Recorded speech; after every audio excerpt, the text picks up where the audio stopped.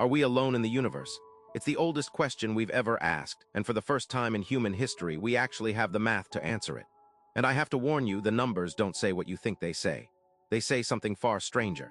Let's start with what we know for certain. Our galaxy, the Milky Way, contains somewhere between 100 and 400 billion stars. That's not a guess, that's measured. And thanks to NASA's Kepler Space Telescope, we now know that almost every one of those stars has planets. Not some, almost all of them. Planets turn out to be the rule, not the exception. So do the arithmetic. Conservatively, astronomers estimate there are at least 40 billion Earth-sized planets orbiting in the habitable zones of their stars, that perfect distance where it's not too hot, not too cold, where liquid water can pool on a surface. 40 billion, in our galaxy alone. And ours is just one galaxy. The observable universe holds an estimated 2 trillion of them. Multiply it out, and the number of potentially habitable Earth-like worlds isn't in the millions or the billions. It's in the sextillions, a one followed by 21 zeros. There are more Earth-like planets out there than there are grains of sand on every beach on our entire world.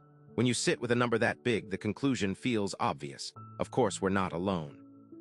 With that many rolls of the dice, life, even intelligent life, should be everywhere. The galaxy should be humming with it. Radio signals, megastructures, ships, signs. This is exactly the logic a physicist named Enrico Fermi followed back in 1950. He was having lunch with colleagues talking about flying saucers when he went quiet, did the math in his head, and asked a simple question that has haunted science ever since. The universe is so vast and so old and so full of worlds, then where is everybody? Because here's the part nobody likes to sit with.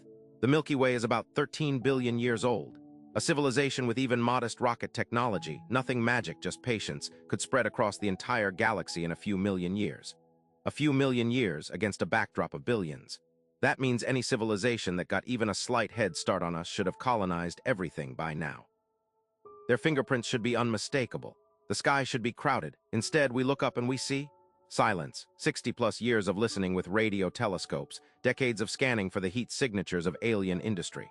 Probes sent to every planet in our solar system, and we have found nothing, not a whisper, not a single confirmed signal. The numbers scream that life should be abundant, and the evidence says the universe is empty.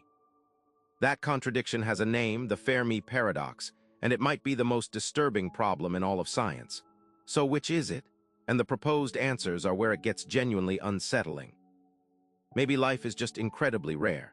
Maybe the leap from chemistry to a living cell is a fluke so improbable that it's happened only once in the entire cosmos, and that once was us.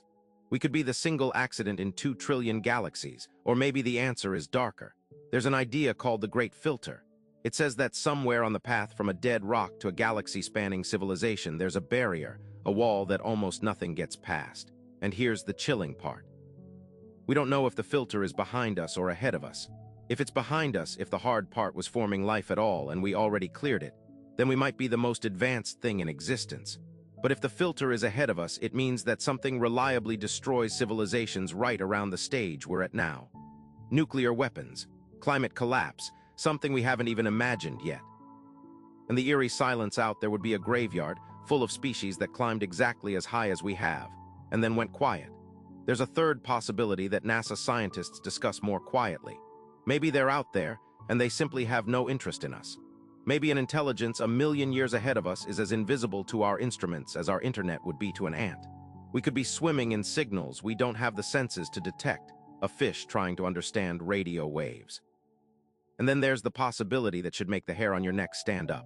What if the smart move, for any young civilization broadcasting its location into the dark, is to stay silent? What if everyone else already knows something we're only beginning to suspect, that the safest thing to do in a universe you don't understand is to say nothing at all and listen? The numbers tell us the universe should be full of life. The silence tells us something is very, very wrong with that assumption. And both of those things are true at the same time. So I'll leave you with this. If we ever do find that we're truly alone in all that endless space, would that be the loneliest discovery in human history or the most precious?